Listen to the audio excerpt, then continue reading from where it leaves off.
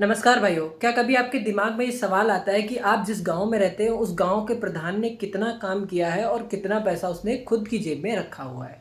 जी हाँ, आपने पंचायत सीरीज देखी होगी जिसपे एक बार प्रधान जी बोलते हैं कि ये विकास के चाचा का गांव था और उन्होंने अपनी बेटी की शादी इसी को बेच के की थी और हमें ही खरीद लिए थे।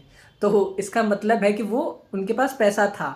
हो सकता है वो खानदानी अमीर हो, लेकिन वो प्रधान थे तो इस चीज़ पे ज़्यादा शक जाता है कि उन्होंने वो पैसा कमाया होगा।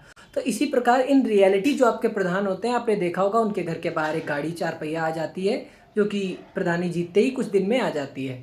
फिर उसके बाद उनका घर भी बन जाता है 5 सालों के अंदर और उनका सब कुछ बेटर हो जाता है जो पहले था। क्या आपको लगता है कि वो उनकी सैलरी से हुआ होगा? जी हाँ, सैलरी से तो नहीं हुआ होगा। उन्होंने कहीं ना कहीं काट किया होगा, कहीं ना कहीं से पैसा निकाल के करप्शन किया होगा। करप्शन के बिना कोई प्रधान मुझे नहीं लगता है कि आज के दिन में सरवाइव कर सकता है, क्योंकि उसकी सैलरी बहुत कम होती है। ईमानदारी से काम करने वाले एक आध लोग मिल जाएंगे।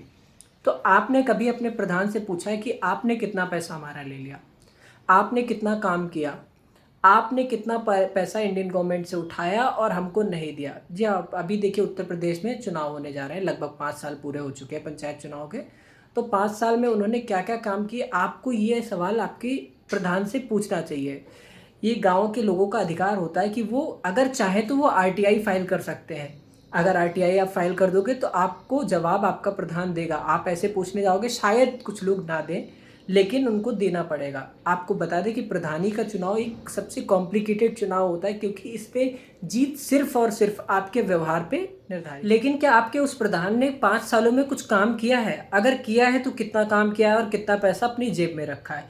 इस चीज को भी आप पूछ सकते, लेकिन आपको अपने प्रधान से पूछने का हक है कि आपने 5 सालों में कितना काम किया है। अगर उसका काम आपको दिखता है तो आप उसे जिताएं, अगर नहीं दिखता है तो आप किसी नए इंसान को मौका दें। और मैं तो कहता हूँ किसी युवा को मौका दे, उस इंसान को बिल्कुल मौका ना दे जो 20-20 साल से आपके प्रधान की पद की कुर्सी पर बैठा है और आपके गांव की सड़कें आज भी वैसी हैं जैसी आप आज के 5 साल पहले देख रहे थे।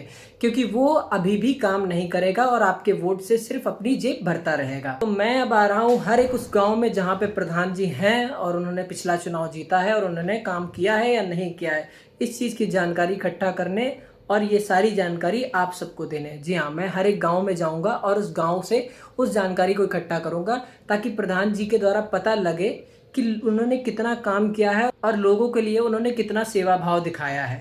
तो मिलते हैं अगली वीडियो के साथ, जहाँ पे मैं एक गांव में जाऊंगा और उस एक प्रधान से बात करूंगा जिसने वहाँ पर काम किया है और कितना काम किया है, इस चीज़ की पुष्टि भी करके आपको दिखाऊंगा।